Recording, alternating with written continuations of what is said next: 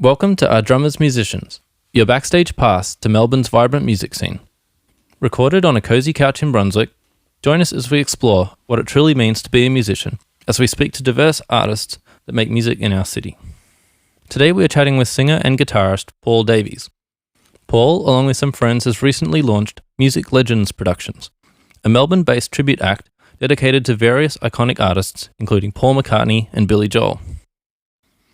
Besides his latest venture, he continues writing and recording with his original band, the Anti-4 Movement. Join us today as we talk about Paul's obsession with vintage Gibson guitars, upcoming gigs, and his experiences in the music world. We want to take a moment to acknowledge the Wurundjeri Woiwurrung people of the Kulin Nation as the traditional custodians on the land in which this podcast was recorded. We pay our respects to their elders, past, present, and emerging.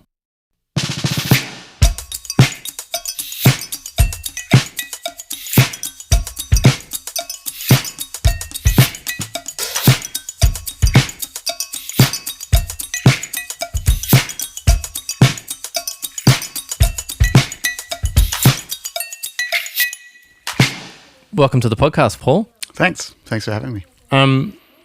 Quick question to start us off. What's the most recent album that you've listened to? Well, I'm learning songs for I've already learnt songs for an album launch that I'm playing at tomorrow night at the Wesleyan in Northcote, and that's a guy called Nick Lovell. Cool. And yeah, it's kind of gospel music that he's written, sometimes country gospel, sometimes just gospel. Mm-hmm. Yeah, so I've been listening to that a fair bit. I'm also, for some reason, just crazily nostalgic because I think I'm in my mid-40s. Seems to be happening to all my friends for Ice House, which is a daggy 80s band that I grew up with. Nice. Yeah. Yeah, so I guess if we go back right to the very start of your musical journeys, other than Ice House, where did it all sort of start for you?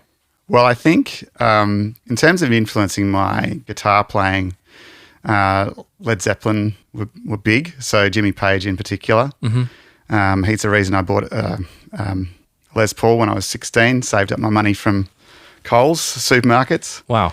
Yep. Ironically, I got the job actually I was busking, and then they asked me to come inside and work, so I did. But actually, the money and the good times were better outside. Sorry, Coles. It's terrible. It actually made me work hard at school because I thought, I don't want to end up here. Anyway, so Led Zeppelin, I've been trying to get rid of the Eddie Vedder Pearl Jam from my voice since it crept in the 90s. And yeah, I was into that kind of heavier Seattle stuff, grunge, Soundgarden, those kind of guys. In year 9, I suppose I got into, the Doors and Bob Dylan and Pink Floyd and people like that. Mm-hmm. And then later on Radiohead, and then some kind of folk stuff, Simon and Garfunkel, Cat Stevens, if you'd call him folk. And then later kind of alt country with Ryan Adams, people like that. So I don't know if I've ever seen you play with any sort of more of the heavier style stuff, like a grunge act or, like a true rock sort of band. Do you do any playing like that? Or, did you? No, I never did. It was probably just hard acoustic rock with another friend. But yeah, I was never actually, I guess I was too young at that point to be in a band and play it anywhere. Mm-hmm. And then I kind of mellowed out because, I'm not sure what happens. You just get a bit tired of the, the testosterone or the adrenaline or toxic masculinity or whatever it is. I'm not sure. So, what is it that's, sort of inspiring you along the most at the moment to listen to? Is it stuff in that, country gospel Americana thing that, you're sort of doing with this artist tomorrow? No, I really like sort of 80s inspired stuff like the War on Drugs. Mm-hmm. they've kind of taken that and run with it and made it their own. So kind of, lots of delay and reverb and chorusy guitars. Mm-hmm. Yeah. Probably that.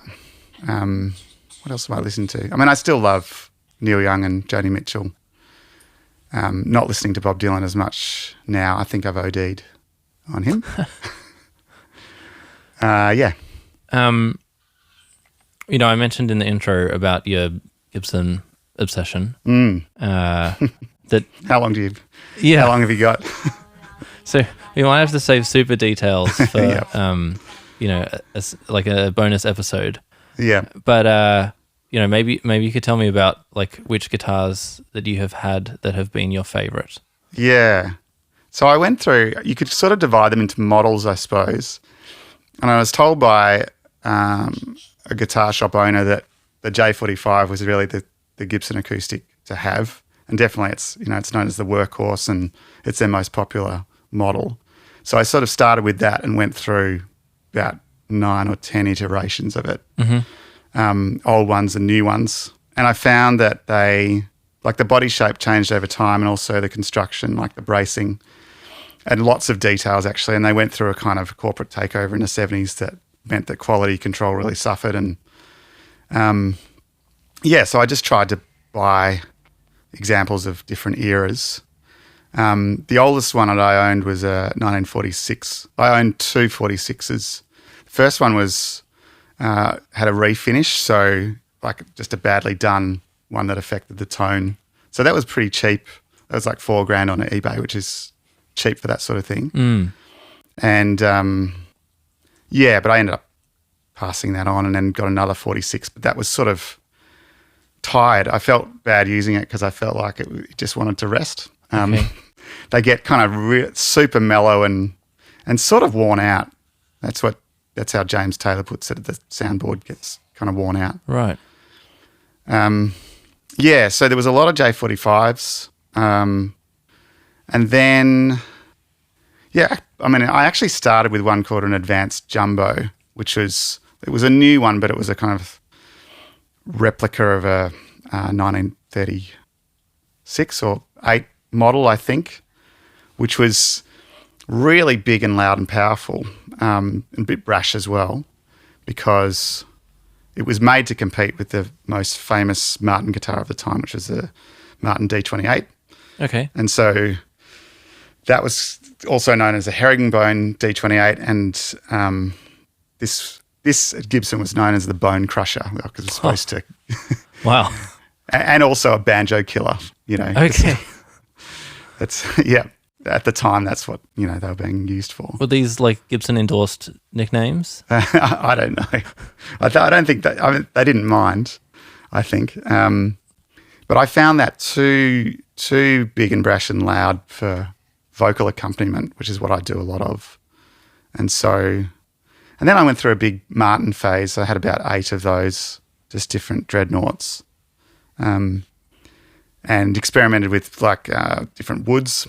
Like Adirondack and Sitka, and that's for tops and mahogany and rosewood, like Brazilian rosewood and East Indian rosewood for backs and sides, and then kind of came back to Gibsons. Okay.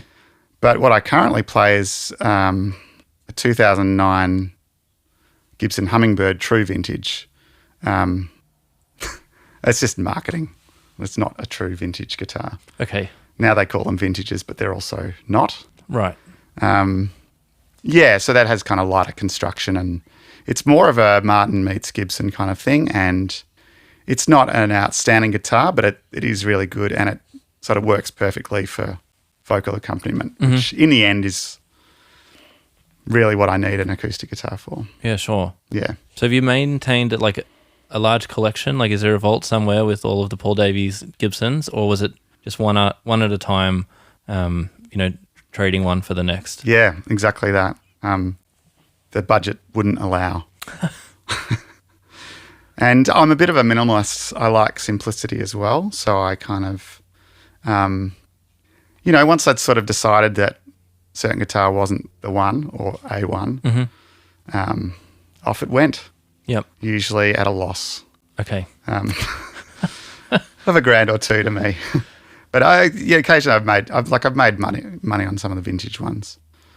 I even went to New York to find the perfect vintage Gibson. Wow. Girlfriend at the time was not allowed to come, Okay. lest she get in the way of the mission. Right. Yep. So Was it a successful trip for that time period?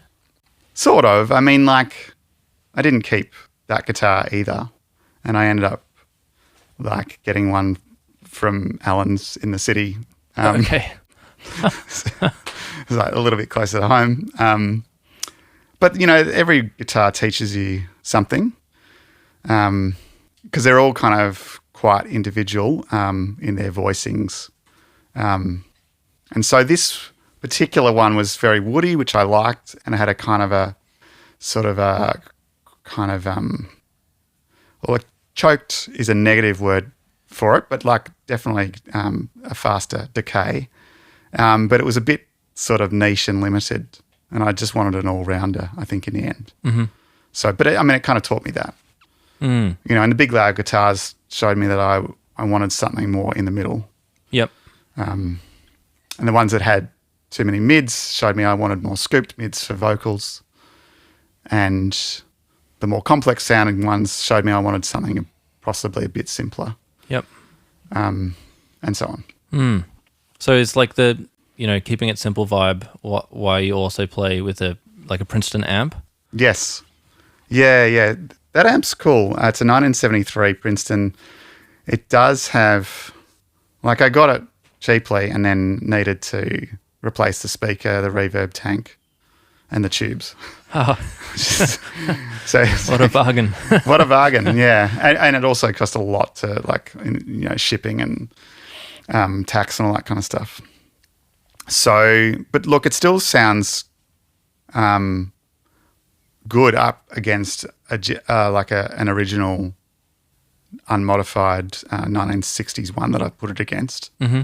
And also it sounds a lot different and a lot better than the new ones. So I'm still happy with that. And I kind of got it because a guy that I admired also had one.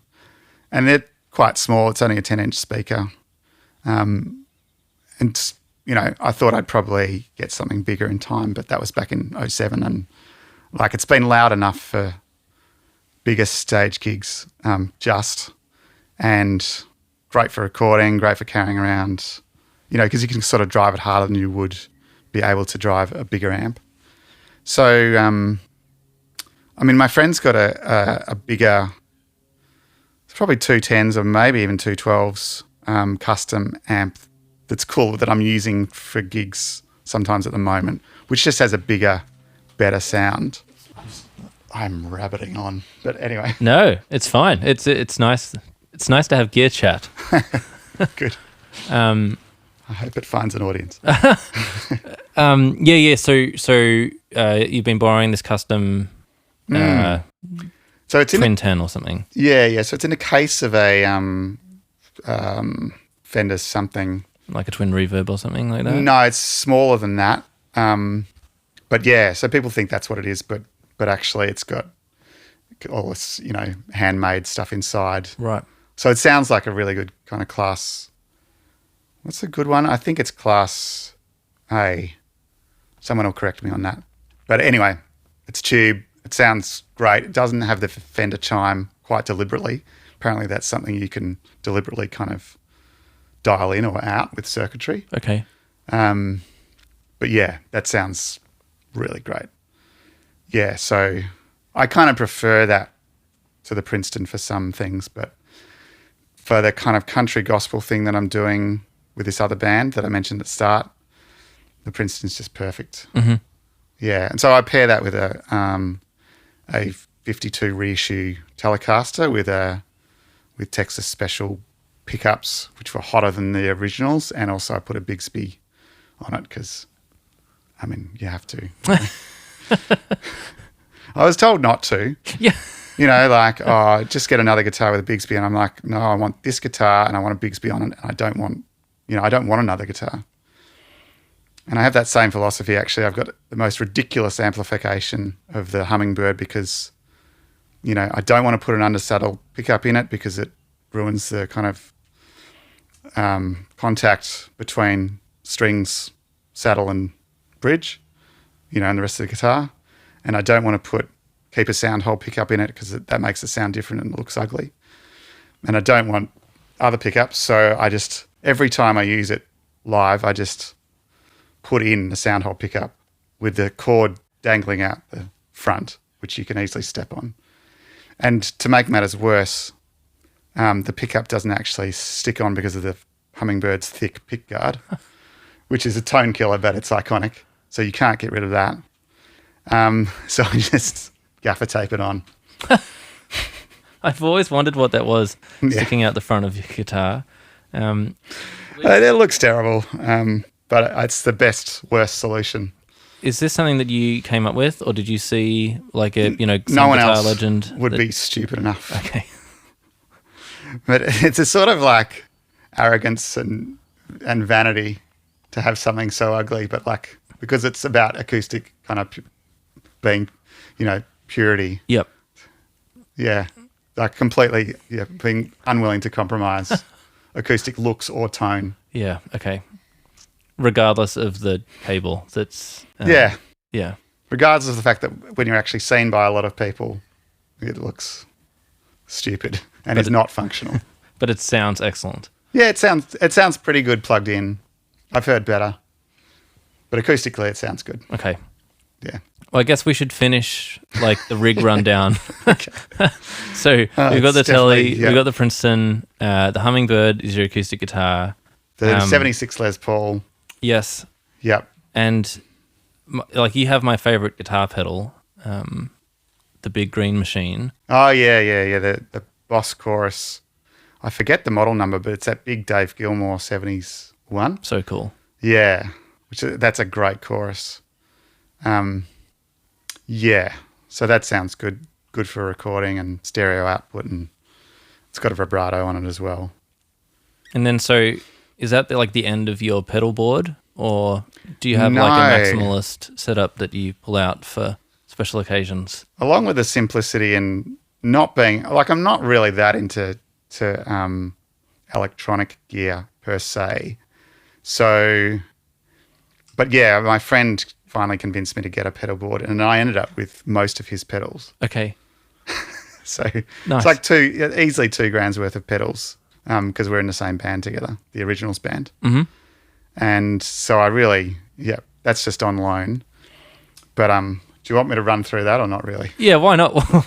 We're in it, so let's do it. Okay, so that's got a smaller chorus on it, which apparently Prince used on Purple Rain, that model. It's got a delay. The reverb is the Big Sky, which sounds amazing. Boss, the Blues Driver, the Wazacraft one, which is slightly better. And there's also a phaser, which I just use occasionally, and then a volume boost, which I use quite often, and the tuner, of course, the Boss TU3. Mm-hmm. Having had other tuners, I can say this one's the best.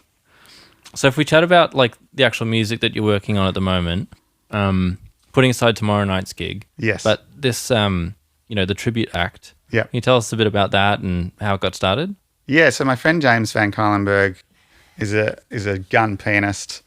I've been playing like Simon and Garfunkel covers with him since year 9 on church camp. So I was always really impressed with him. And he kind of grew up on Billy Joel and Elton John and later Ben Folds and other good piano players. And so it was his idea to come up with, he kind of because we were in an originals band together with others called the Tea Leaves, which did a few albums, which was sort of folk and then indie folk. And that sort of ran its course over about, 10 years or something. Played at festivals and, we were in our 20s and it was easier to do that kind of thing, like pre-marriage, pre-kids. And, and then he sort of, now that we're a bit older, we've got to make money from it as well. And he sort of came up with the idea of like doing these tribute acts where you don't you don't look like the person, you don't dress up in their clothes. Okay. You don't try and like act like Bono or Michael Hutchence or Billy Joel or anyone like that. But what you do is like just do a really good representation of the music to kind of honour and celebrate it. And it's kind of your own take on their catalogue. So we did a few shows in Phillip Island at New Haven College just to start off, and then started booking bigger theatres. And we've been doing these sellout shows and audiences really like it. It's sort of unashamedly mostly for boomers because it's their era and it's sort of our parents. We kind of know how to put on shows that they like. Musically I'm finding it really satisfying. Like you don't kind of realise until you sort of study these people and learn 2 hours worth of their material just how accomplished they actually are. And so, like Billy Joel songs are just great fun to play because they're so there's so many changes and they're kind of syncopated and fun and sort of unexpected at times, and even things that you think would be dead simple like Uptown Girl actually prove to be more challenging. And vocally as well, I do backing vocals, and sometimes I think that's easy. That's harder actually than singing the lead. Okay, what do you mean by that? Well, there's more to remember. They're kind of more bespoke, in terms of when they come in, and sometimes they have more kind of complicated, jumps from note to note. So that's been a lot of fun. The Paul McCartney show, sometimes like, for example, James put together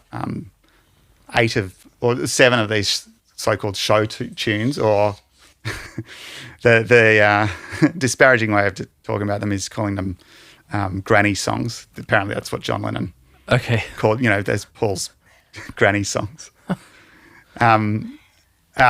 Or vaudeville kind of songs like Honey Pie and what else is there? Like When I'm 64, other songs like that. Mm-hmm. So, for example, he'll put a whole bunch of them together and he'll just make a medley out of it and just do like a snippet of each. Mm-hmm. So that kind of makes things more tricky, because you end up playing really quite a lot of songs, learning all the solos, all the BVs. I do a bit of singing myself, like I do Blackbird and My Love, and a couple of verses here and there. But that show covers like the Act 1, first hour is Beatles, and then second act is his solo career and Wings. Okay. Yeah. So is each concert, that you do, like, do you tour the like Paul McCartney show around Melbourne and regional Vic, or do you do one show is McCartney, one show is Billy Joel? So they're simultaneous, like they're all, you'll do a Billy one month and a Paul one the next month. Okay. And then there's another one called The Troubadours, which is like 60s, 70s singer-songwriters, which is like Neil Young, Cat Stevens, Simon and Garfunkel, Carole King, The Carpenters, who am I missing? Joni Mitchell. People like that. Okay, cool. Because that's the show that you've got coming up later this month, isn't it? Yes, that's right. So we're on April 27th. We're at Chapel Off Chapel in Paran, and there's still tickets available. So you can just Google that and you'll find it, Music Legends, at Chapel Off Chapel. Cool. Yeah. And so that's one of the variety shows ones with the Troubadours? Yes. Yeah. Yep. So that's got like multiple singers. It's got about 5 singers, I think. Wow. Yeah, and it's 2 hours and lots of artists and like a little bit of bio kind of, stuff about the artist as well, as you go to kind of fill in the story. So what's it been like doing, you're like, the tribute band thing sits in like a unique spot because you're not like in a covers band that's, doing it for like an event or at a pub or something, but it's not your own original music. So, you're sort of limited to the confines of like the recreation, but you still have some creativity in like the medleys that you come up with. Yeah, the arrangement and what Yeah, what's and what that you been include like? and don't include. Yeah, well, I mean, like it's James who's really put the shows together more. Okay. Because he's, really familiar with all the artist's material. So he's done a lot of the kind of, it's like a mixtape, except, probably 25, maybe 30 songs worth. Right. And so, and like working out which songs to include and the order, like takes really some thought for these artists who have 50 years worth of material. And so, like you try to represent the different flavors of the artist. There's things that you kind of have to play, of course, because, like you can't do Don McLean without doing American Pie, for example. So there's some of those kind of ones. Occasionally we'll do something that's a little kind of less known. Like we did do Bitter Blue by Cat Stevens instead of Wild World, but we've switched to Wild World now. So there's the tension between like what you think is the best song and what audiences want to hear, expect to hear, that kind of thing. Yeah, sure. So if we have a chat about your like original band, which, you've got full creative control over the original music that you're writing, but it's also in a partnership rather than, just the Paul Davies show. So does that, paired with the tribute act, and some of the other work you're doing, sort of like satisfy the complete music picture of, your fulfillment? I think so. Like, I think, like I've never been more musically satisfied or excited, I think. And I've kind of got all bases covered. Like I do solo covers as well, which is like, I've always enjoyed that. But that's also just the easiest, most fun way I can make money as well. So there's that. And then there's the originals thing, which, has the most kind of creativity, I suppose. And yeah, that's called the Anti-Fall Movement. That's got a few albums on Spotify as well. And that started off with like using hymn lyrics that were, 50, 100, 200 years old. Just because we liked those lyrics and we sort of paired them with Pink Floyd, Rolling Stones, Neil Young kind of songwriting that might sound like an odd mix, but it actually works really well.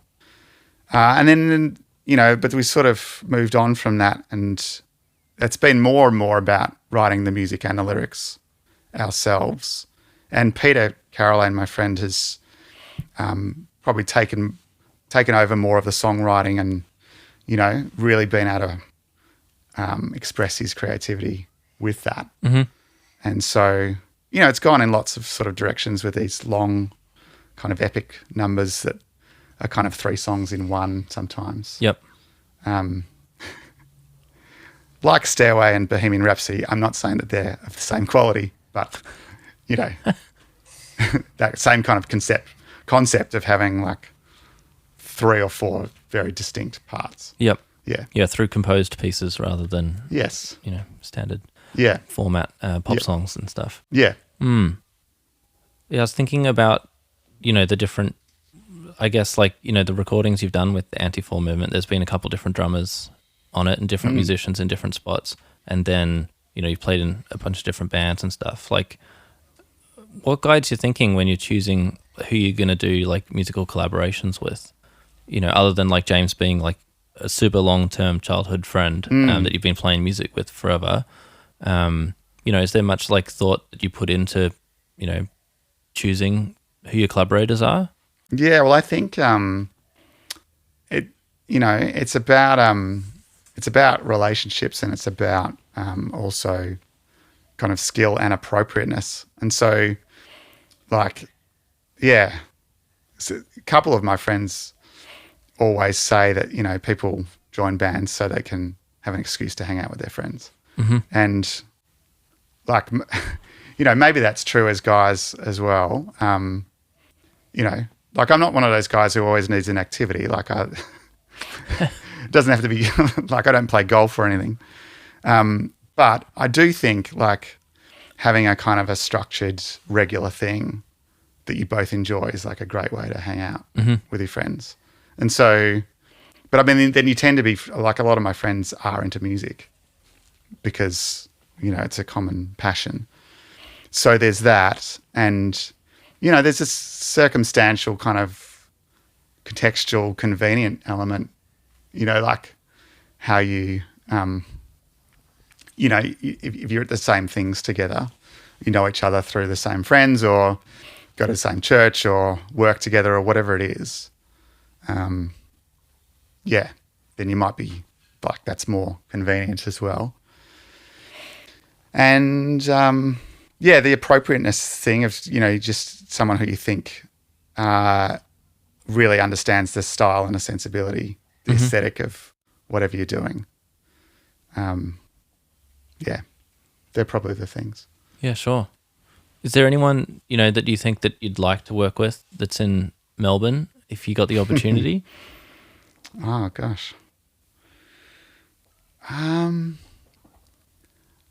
Not that I can think of, but that doesn't mean there aren't people. I like Marcel Boric's music, if anyone knows him. Always happy to play bass for you or guitar, Marcel. But he's got all those contacts. He's got that covered. So, yeah. You never know. You never know. So did you spend much time as a bass player I did as one a guitarist? Gig. I did one gig for him. And I played bass on the first Tea Leaves album. Yeah, that's about the extent of it. Okay. And I've had a few $500 basses in my time. But minimalism always wins and, you know, they're on Marketplace. So, yeah. I do like your commitment to you're very dedicated to like finding your sound and maintaining well, it would be nice to have 12 guitars, but what I really want is this and I'm going to achieve it like this. Yeah. Well, I also like at one stage I lived in a 1-bedroom apartment in Abbotsford in Acacia Place, which was great because it had a pool and a gym, which I didn't use, and a spa, which I definitely used every day, especially when I knew I was moving out. But that place was ridiculous. Like, you know, me and my wife were living there and there was just no room for anything. So my friend got all my guitars and there was a big cull then. But I've never had like that much space really. And you've got the guitar and you've got the case. So, yeah. But I like having them on the walls. I think that's like, it's good to look at and it keeps them away from the kids. Does that help you play them more as well? Yes, definitely. The guitar in the case is the guitar you never play. Sounds like a saying, but I did just make that up. But it is true. Like I don't play electric guitar that much at home because who would get an amp out and a pedal board and 2 leads and plug it in? And probably lots of people, but not me. Probably lots of people. Some people would leave it set up, but I don't. Yeah, probably lots of people. But no. But yeah, I mean, the way I play electric guitar, because I'm doing more practice now, which is great because I'm learning songs for these shows, for tribute shows. And the way I do that is like I play with my electric guitar not plugged in and the recording's on the phone. So they're about the same volume and they both sound crap and I couldn't care less. Okay. Because like it's all about just grabbing it for 10 minutes, running through that 2 minutes worth of solos that I've recorded back to back on my phone and just like, you know, developing the skills, like just repetition, learning the solos usually. Wow. That is completely unexpected. Like the approach of, you know, all of this importance of sound. Yeah. But then you'll practice like unamplified with the telly and just out of your phone. Yeah. And you can have the TV on too. Not while an adult is watching, but kids for some reason like tolerate it. Wow. So it could be Paw Patrol and, you know, Paul McCartney. Yeah. So, I mean, it's just pragmatic, expedient, efficient. And I just feel like I'm really busy at the moment, and I've got to learn this material, and I just don't. Yeah, I just want something fast. So do you have a bit of a do you have a routine or ritual or anything that you do like before you're actually playing shows? Something regular that you do with your gear, or an approach that you have to learning? No, to Or like to actually just- doing the performance. Oh, right. Yeah. Could you elaborate? Oh, like for instance, is there like a particular way that you always set up your rig? Because it's quite right. small, and like you're very particular with your gear to try and achieve a sound. Yeah. So do you just know that no, it's always working, or I like to take 5 minutes and just put my headphones on out the backstage and hype myself up or get in the zone? Like, do you have anything like that when you're in the green room, or Or a setting up? lucky charm? Or, no, I mean, I do, like, I definitely do vocal. Like, my voice is sort of, like, mildly problematic, really. Like, it's a little bit damaged, and I think I've got silent reflux. So, like, it can easily be, like, not really ready to go. So I need to get that ready. So, like, with vocal warm-ups, or sometimes I just sing Simon and Garfunkel, like, on the way. Quite quietly because they're just soft anyway, just to warm up. And we also have whiskey. I find that helps. Okay. Yeah. But yeah, I've had, like, there was one, the Tea Leaves album launch, one of them, I thought the amp wasn't working, but actually it was a lead, and it was a new lead. Oh. And you would never suspect a new guitar lead, No. but that's what it was. How long did that take to figure out? Months. You think it's probably the 1970s amp that's like beat up and, probably prone to failure, but it wasn't. It was a new lead. So, yeah, and a guy at Found Sound Music Shop mentioned it to me. He's like, you would never think, but it could be the lead. Wow. Yeah. Top tip. Top tip. So even if it's expensive and new doesn't mean it works. That was my lesson. Well, any other top tips that have resonated with you? I still need to learn how to put guitar strings on better because they do slip otherwise. So do learn the proper technique. And also capos make guitars tend to go out of tune, I find. They tend to make them go sharp. So you have to, like, I've sat down with capos and a tuner, and you need to get your guitar set up properly as well by someone good. And I've just, like, tried the capo on every fret, like different capos, to see which one was the most accurate or the least inaccurate. Mm-hmm. And with tuners, like, you think the most accurate would be the best, but if it's too accurate, then it just wobbles around. Right. That's why the TU3, I think, is maybe within 3 cents accuracy rather than 1 cent. Okay. It's a happy medium. Right. I'd never thought about that. Yeah. And then, of course, another thing is the classic Eric Clapton Last Waltz guitar strap falls off. So you've got to find a way around that.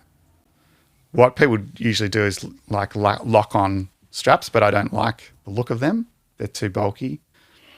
And other people put a kind of a plug thing on top, but I haven't found that to work for me. So I just got oversized strap buttons, and that seems to keep the strap on. Okay. Yeah, but also the strap can't be too old because then the hole for the strap button gets too big. And not tempted just to gaffer tape it straight on to the... No, that's a bridge too far. Okay. I was trying to remember. We did that for somebody just the other day. The guitar strap broke at a gig, and we got the gaffer tape out and just taped the strap directly onto the body of the guitar. Well, the thing is, the Hummingbird thing is like I tape it onto the pick guard, celluloid, I think it is. I would never put gaffer on a finish. I just feel like that would be asking for trouble. Yeah. Yeah. But it's a strong way to hold the strap on. Oh, definitely. I feel like it was definitely an electric guitar that we were doing this to. Or maybe even a bass. I can't remember. Even then, I'd feel pretty nervous. Mm. Yeah. But, mid-show, Mid-show. what are you going to do? Yeah, true. And you should probably have like a backup guitar. But I'm not big on that. I've started to do it. Like if I broke a string, it would be all over. I'd have to go out the back and miss a song and change a string. So really, you should have a backup there. You don't have the Gibson? Well, I've started to. Okay. Because I think it's probably a professional thing to do. I used to carry a second snare drum everywhere for the same thing. How often does the skin break? Not with me very often. Actually, I'm not sure if I've ever broken a drum skin. So surely I must have, but they wear out, right. And because you're just hitting it quite hard all the time. Yeah, and it would be the worst thing to be playing a song. Bang! You just put a hole straight through the skin, and now you've got no snare drum for the rest of the gig. You'd be stuffed. Yeah. So, if I was being paid to play, I can't remember who gave me the tip, but someone said, and make sure that you always bring, and it's just stayed with me for ages. Yeah. And, it's very rarely now that I leave home without 2 snare drums, because unlike you, the minimalist, I am often more on the side of, well, everything is useful. Yeah. So maybe I'll just also hold on to this. Because I also have a spare snare skin in this cymbal bag. Right. Yeah. Yeah, okay. But I haven't quite gone to getting rid of the second snare yet, just in case. Mm. And actually, it came in handy just a couple of weeks ago. I was playing this show, and we did the sound check, and it was like a private event, original music of this Iranian artist, King Ram, but in like a cocktail bar. Mm-hmm. And so it was quite like a soft gig. And so I'd brought this small snare drum with like a few layers of sheets like under the rim and like tightened on, so like a very like tea towel sound, but even more mellow. Yeah. And then I think there was like 60 or 80 tickets, and it filled the room. And immediately once we got started playing, my snare drum was way too soft, and I'd spent all this time making it into like the perfect thing for this vibe that he wanted. Yeah. But I had the second snare drum, you could swap it out I easily. could just swap it straight over for the other one. Okay, so Yeah. Right, so you have actually done it. Yeah, but not for the breaking reason, just for the... No. Yeah. And another tip is, so my delay... So for covers gigs, again, the minimal thing, like I didn't want to buy one of those vocal, like, processor things, which would be like, they harmonize and have effects. But I was on a budget when I started doing covers, and I was into making money, not spending money. So I just take this delay pedal, which I bought for the sole reason that it didn't use as much, didn't use up the 9-volt as quickly. Oh, okay. Yeah, because it's just like pretty lo-fi, Right. Limited in what, but it's good. Like slap delay on the vocals is good. But the battery died and it just started howling at this gig. So take a 9-volt. I've got a harmonizer pedal that I've held on to for over 10 years, just in case that the part of me that wanted to sing into a harmonizer ever comes back. Well, I'd like to, if you're offering to lend it to me. Please. Yeah. I still quite like Matt Corby's music, but when he was putting out like acoustic music, I was quite obsessed, late high school, and spent ages trawling the internet to find a photograph of his pedal board that had enough clarity for me to find out which harmonizer pedal he was using. Yeah. Anyway, and eventually I found it, and so I went and bought it. That's cool. Yeah, but it hasn't been used for ages because it just sits in a box, and most like modern vocalists that I've worked with that have pedals use like a TC Helicon, like either pedal or like my friend Mel O'Neill used to have one on a stand that you could, do all of these manipulations to just with your thumbs. And yeah, right. Yeah, they seem to be like the pinnacle of vocal live effects or something. Yeah. Yeah. And then the other thing I've never done is, the kind of, is it a stomp box or, Oh, yeah. to do a bass drum kind of thing, which I think they're good. But again, I've just never gone down that route. And I was told once, like you're tapping your foot out of time, don't. Oh. So, like that's kind of there as well. Is that because sonically someone could hear you doing the tapping as part of a performance? Or what was the context? Yeah, I was just my friend when I was like just playing him something. Oh, okay. You're just having fun. But okay. I was having fun, yeah, until. Yeah. So then like that's kind of stayed with me for like 10 years. Oh, okay. And then actually we forgot to do it, but when we did Blackbird for the Paul McCartney show, my other friend was supposed to like do the foot tapping thing because I didn't think I could. I'd probably be fine, but yeah. Yeah, wow. That's, I guess the things that people say to you stick with you. Man, you can't even play crotchets in time. That's a shame. No, it's Anyway. At least it's not a tambourine.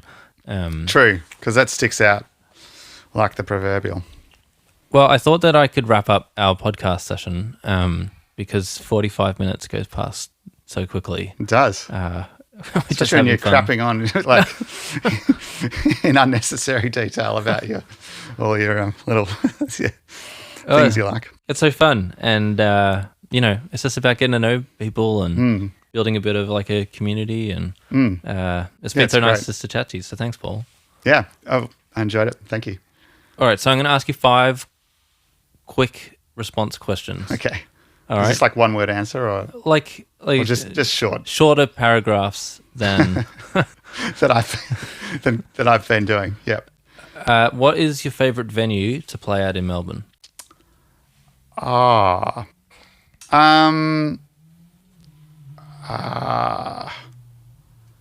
Sorry, I should have a really ready answer for that.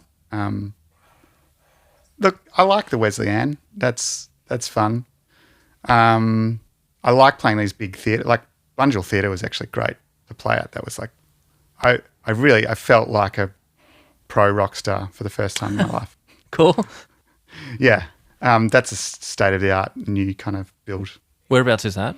Narre Warren, Oh, okay. which might be unexpected, but it's this architecturally designed enormous building with like 3 different kind of theatres in it. Oh, wow. What's the capacity of? About 800, I think. Wow. The big one. Yeah. Yeah. Oh, cool. Well, what would be your dream venue to play at? I suppose the right answer is is it South by Southwest in America or something? Maybe that's. Cool. I'm not aiming for that. But yeah. What is your coffee order? I'll just go with that question. Probably a festival, like something like Port Fairy Folk Festival is really fun to play at. Something that has that kind of vibe. But you've played at Port Fairy Folk Festival. I have, and it was good. Yeah, I suppose I can't say that's okay. I can't tell you that your dreams shouldn't be higher than what you've already done. True. But that's great. The Athenaeum is actually that's a cool venue. Oh yeah. Yeah. Yeah, I've played there. But like not in a kind of brag worthy capacity. Let's put it that way. Okay, sure. All right. So what's your coffee order? Just a flat white. I'm still stuck in the early 2000s. What's your best or favourite place to get food after a gig in Melbourne? Probably the Souvlaki King. It has to be, doesn't it? Where's the Souvlaki King? That's on Brunswick Street, Fitzroy. Yeah. And what's one piece of advice that you'd give to your younger self? Like I could save so much money on guitars, but then I wouldn't have learnt. It's just like buy a house earlier. It's got nothing to do with music. Yeah, anyway. Oh, well, thanks so much for coming on the podcast, You're welcome. Paul. I guess, like, where can listeners find your music or the best place to get tickets for the shows that you're doing with the Music Legends or, if they want to book you for a session or, anything like that? Yeah, so musiclegends.com.au is the website and you can just look us up on Facebook. And the Anti-Fall Movement, that's easily Googleable as well because no one else has got that name. And the Tea Leaves are on Spotify as well. Yeah, so they're all on Spotify and YouTube. Awesome. Yeah. And what do you think? Are drummers musicians? Of course. Thanks for joining us on Our Drummers Musicians. I hope you enjoyed getting to know another Melbourne muso like I did. Help us grow by leaving a review, share the podcast with friends and family, and subscribe on our website for extra info. Got a guest you'd love to hear on the show? Please let us know at ourdrummersmusicians.com. See you next time.